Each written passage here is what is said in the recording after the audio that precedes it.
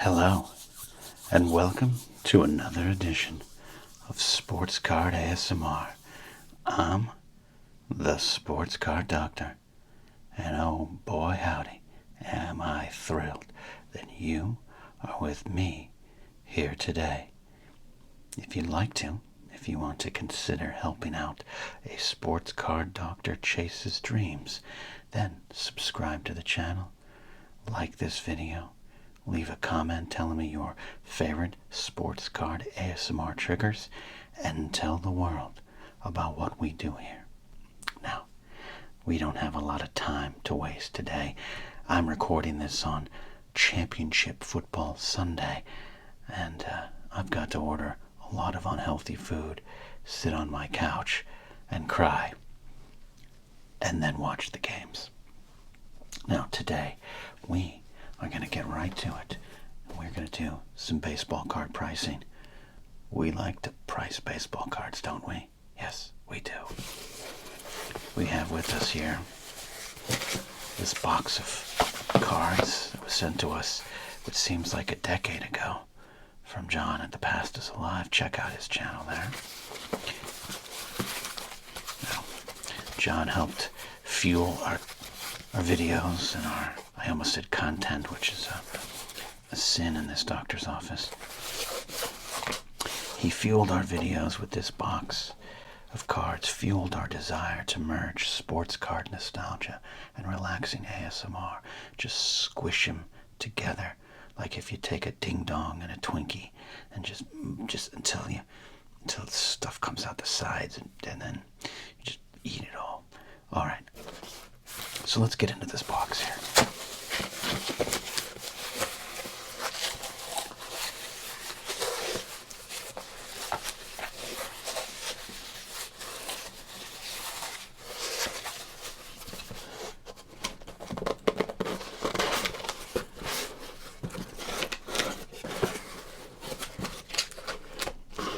This is what we have left.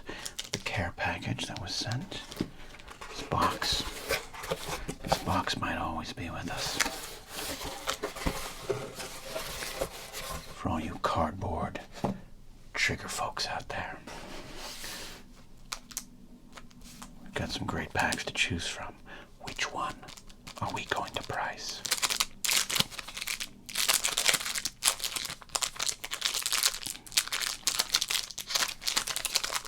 I'd be curious to price the 1991 studio cards. I said 1990 wine because that's probably what my breakfast will be. Be curious to price these because they're a curiosity in the collector world. They were cards in which they sat the players down and said, all right, we're going to take some photos of you as if you were making your laminate ID card for a business convention. It didn't quite work out. The table's dirty today. We got some Donruss. I think this is 89 Donruss.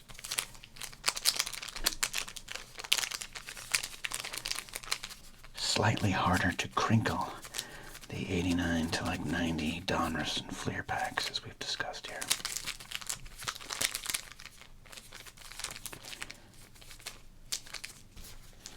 Look how tightly wound these Fleers, and then Topps, of course, gets in on it too. It's like these baseball card companies in the early 90s were like, oh, you want to make some ASMR videos 30 years from now? Nuts to that. No crinkling here. Ah, but here comes Score with their Pinnacle, the Premier Edition. And we can crinkle that, for sure.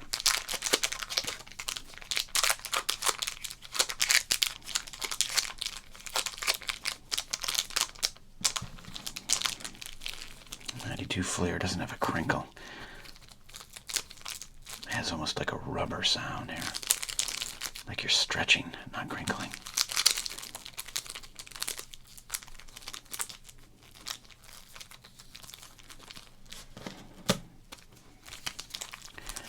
Bowman does have a little bit of that classic crinkle. And the gum's inside. Good job, 1990 Bowman.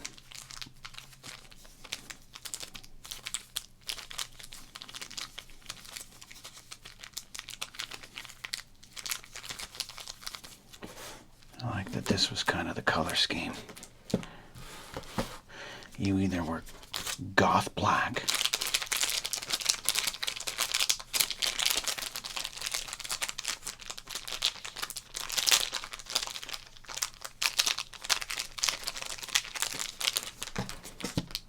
or you were this weird early 90s green and silver combo.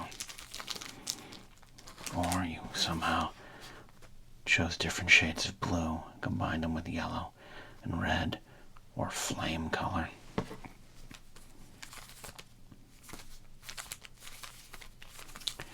Fascinating. All right, what are we going to open and what are we going to price? That's all we have to be concerned with here.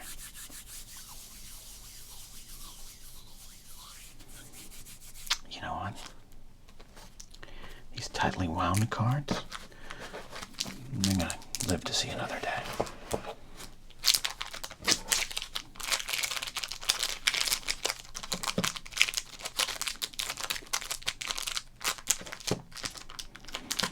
You know what? I think it's time. Score Pinnacle. Look at that. Look at that packaging. 1992 Major League Baseball player cards. Series 1. 16 cards per pack. As I said earlier, the premier edition. Score. Once the top of the pops in about 1988. The new kid on the block that changed the game, and then Upper Deck came along and said, "Get out of the ring, loser." Score came back swinging. Much like Cal Ripken on a Chan Ho Park fastball thrown right down the middle.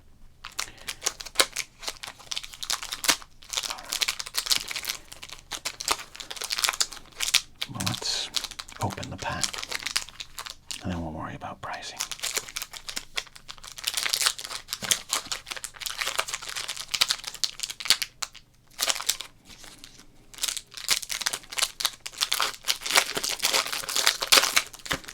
I don't even remember what Score Pinnacle looks like. This is exciting.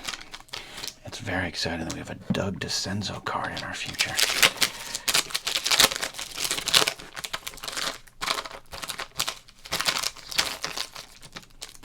It's pretty. It's like a work of art.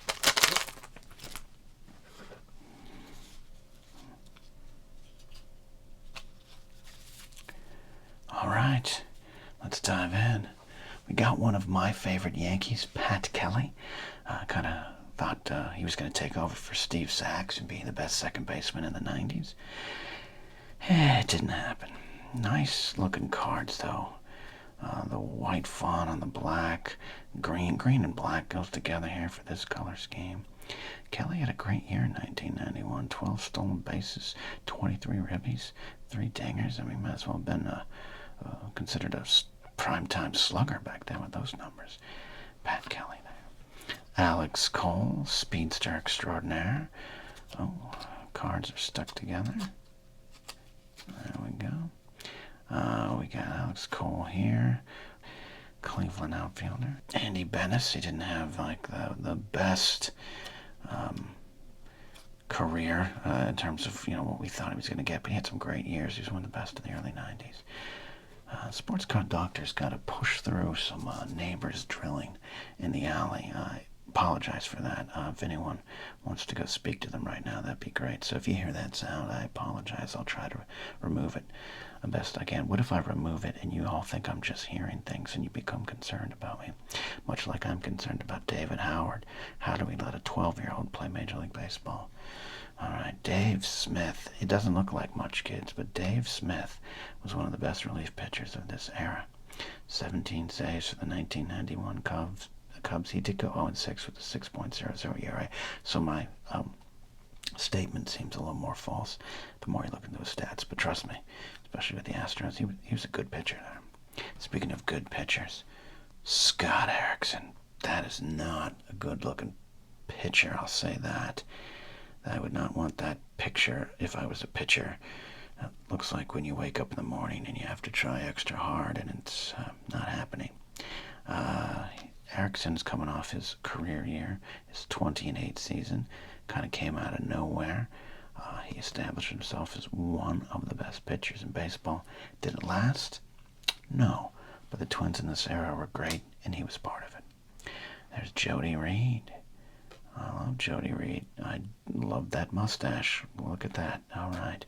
Zane Smith, for a long time in Atlanta. Left-hand pitcher. And yes, kids, years ago, we used to let players look like that in the major leagues. 16-win season for the 91 Pirates there. Scott Cooper. A lot of people thought he was part of the future of the Red Sox. Good left-hand hitter. Julio Valera. Same. He was a 1992 rookie prospect. Both of them are 1992 rookie prospects. And it didn't pan out, as it often, doesn't for some of these youngsters. But the hope was springing eternal in Flushing during that era. Oh, the Idols. Look at this. George Brett and Wade Boggs. Yes, what are they Idols for?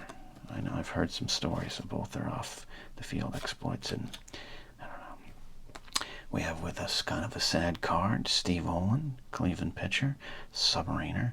He would pass away before the 1992 season in a boating accident with a couple other players, Tim Cruz and Bob Ojeda. I think Bob Ojeda, of course, survived. Tim Cruz and Steve Olin passed away. Sad. That affected me as a youngster. I remember that. Very sad time. Rest in peace, Steve Olin. Pete O'Brien, as we try to get the mood back up. And, I don't know if he's doing it, but Craig Biggio. Look at that. Future Hall of Famer. Still kind of on the rise here. Just made the move to second base. They called it the Great Experiment.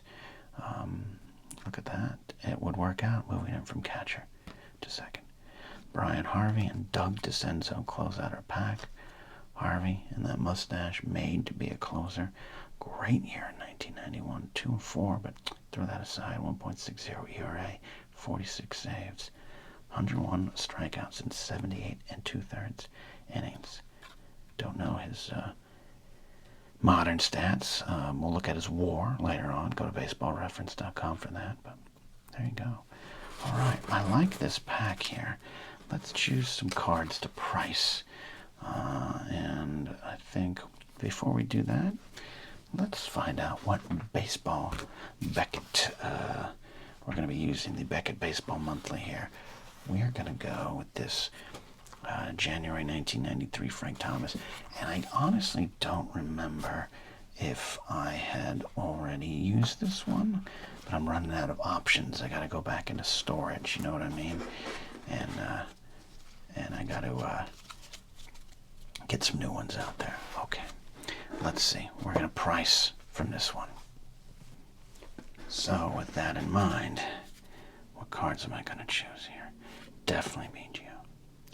Definitely Brian Harvey. Not Doug DeCenzo. Not Pete O'Brien. Not Steve Olin. Oh, sure. I'll price the prospect cards. Not Zane Smith. Jody Reed, no, but Scott Erickson for sure. Dave Smith, no. David Howard, no. Andy Bennis, yes. Alex Cole was up and coming, yes. Pat Kelly, sure, because I love Pat Kelly. He was one of my favorite Yankees, he really was. Well, the future looked to be built around Pat Kelly and Kevin Moss and Roberto Kelly. All right, we're going to price these ones. But before we do, let's look up the Beckett.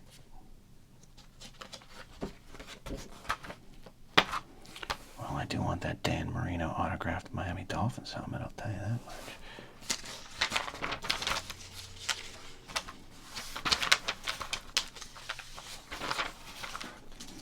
Speaking of the early 90s Twins, Chuck Knobloch there.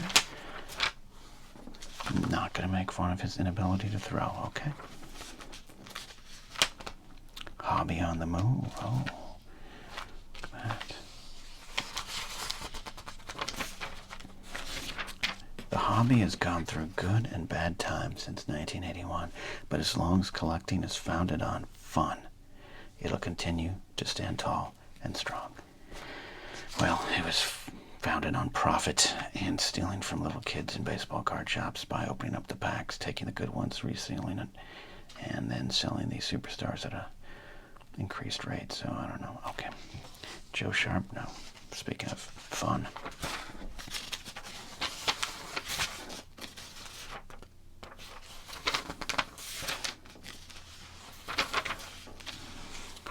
Big Hurt. Here we go.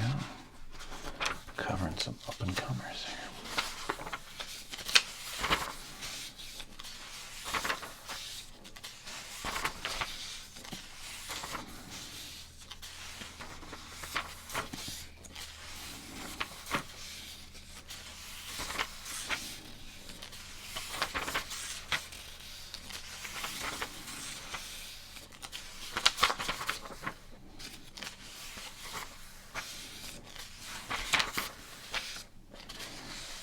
Hey, there's Kevin Moss.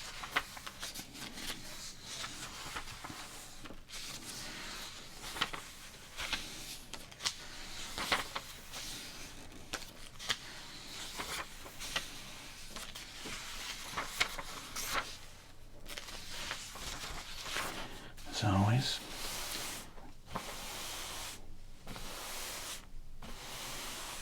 we look at the convention calendar and all these conventions in the world. If I had been in LA at this time, I could have attended the January 3rd one in Mission Hills and Van Nuys. I'm sure that would have gone really well for me.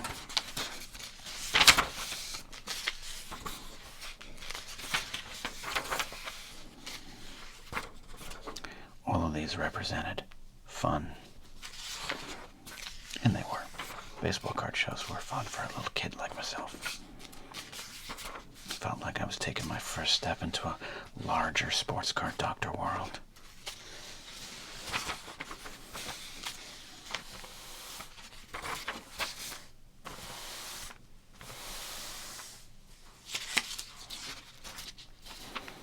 Oh, look at that.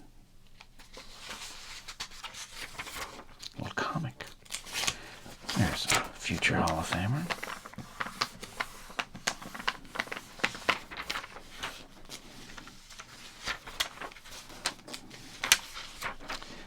Those Expos uniforms. Pour one out for Montreal.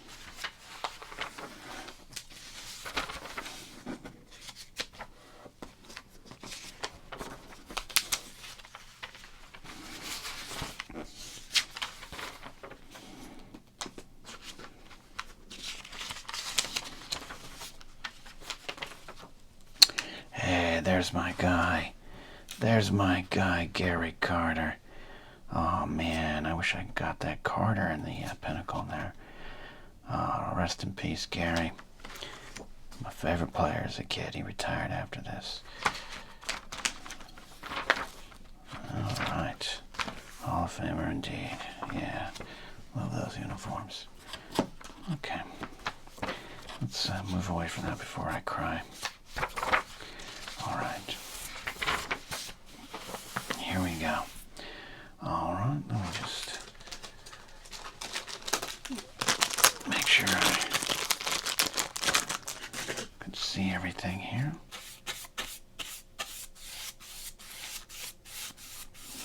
You don't want the prices, blocked from your eyes here.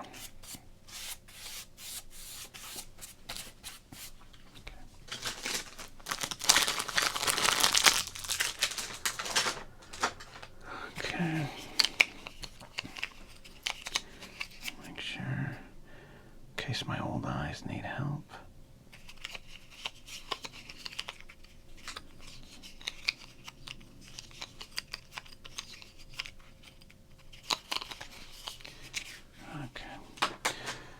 Okay, here we go. This is it. We're going to price this 92 Pinnacle. What are we going to say? We're going to say this is priced to go at about, now the resale's maybe 50 cents. We'll say $1 back in the day.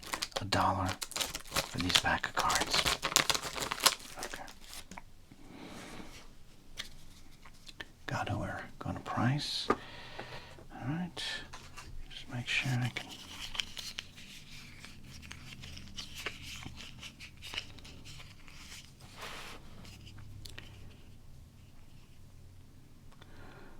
There's some good prices in here. Okay.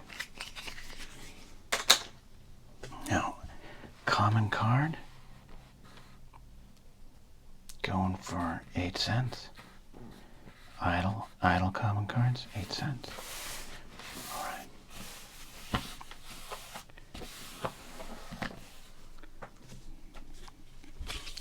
Okay. Let's do it. Pat Kelly, as I've said before, truly one of my favorite Yankees. I thought this was it. Kelly, Jim Leyritz, Roberto Kelly, Kevin Moss, some fourth outfielder named Bernie Williams coming up. All right, number 54.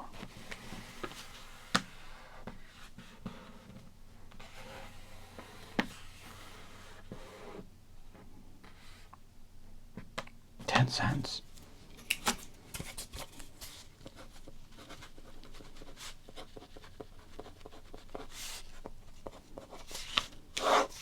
Love that. We're off and running. Sorry that was loud. We're going to make our money back. All right. Sports Card Doctor's been watching some great ASMR out there lately. Want to shout out channels like Lloyd's ASMR. Check out Lloyd. Tell him the Sports Card Doctor at Sports Card ASMR sent you. Support Lloyd and his work. I love watching those kind of channels. The lo-fi, real ASMR stuff there. All right, Alex Cole. Alex Cole, again, up-and-comer at this time. Speedster. That was when speed was what you needed back then. They got, you could say that baseball in this era had the need for speed. All right, there you go. Hero Weekend. Alex Cole, 66. Nope. If we had had Dave Hollins, it would have been a better thing. Common. Sorry, Alex. Your Willie Mays Hayes glasses there. Great look. Good player. Just didn't go the way some people predicted, as it does. Andy Bennis. Number 74 in the set here. There we go. 15 cents.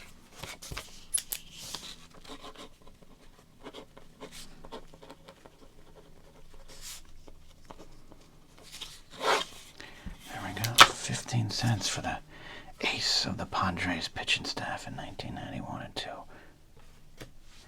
Speaking of ace pitchers, that is just, I mean, he's a good-looking guy. Got the cleft in his chin. Now, I'd sue. I'd legitimately sue. All right, 106 in the set. Let's see what we got.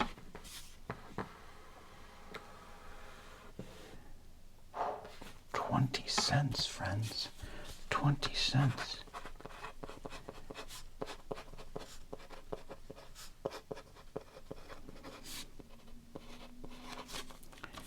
Unbelievable.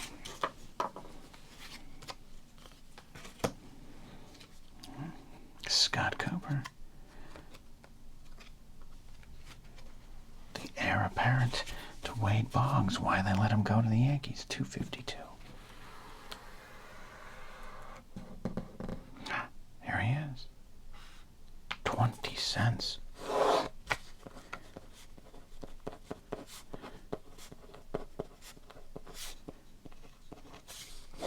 That's how high the baseball world thought of Scott Cooper. He was priced higher than Pat Kelly. All right, another prospect. Julio Valera. $2.67. Right there at the bottom. 15 cents. 15 cents. We're going to do it. our money back. Well, maybe not actually, I just did the math. A lot riding on these last few cards here. 282. This is the Idols series. White Boggs, George Brett. 20 cents. I thought for sure. No. Gonna run out of space here. All right, we're there. Now it's just about profit. And we got Brian Harvey, one of the best pitchers of this era here. 145, 145, 145, 145, 145. A common. Oh no. Brian Harvey.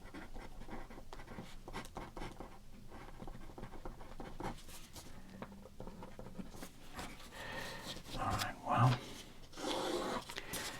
Our profit is all down to one kind of definitely not a power hitting second baseman, former catcher, a little bit of speed. We don't know what the future holds for him. Craig Biggio. Remember, this is a price from 1993, January of 1993, not the price now. Let's see. Biggio.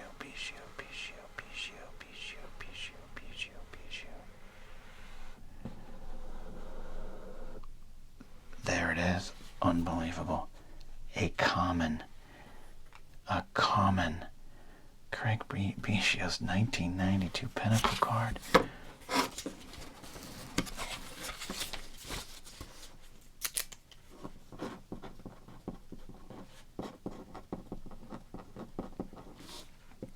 It's a common. Unbelievable. All right. We got 20 cents. We got 30. That's 70, 90, $1. All right, $16, 24. 24 cents profit. What am I going to do with that money? The question is, what am I not going to do with it? All right, well, we did it. We opened up the Pinnacle pack, the 1992 Pinnacle pack. Some interesting cards in there. And I think that Biggio will stay in my collection going forward.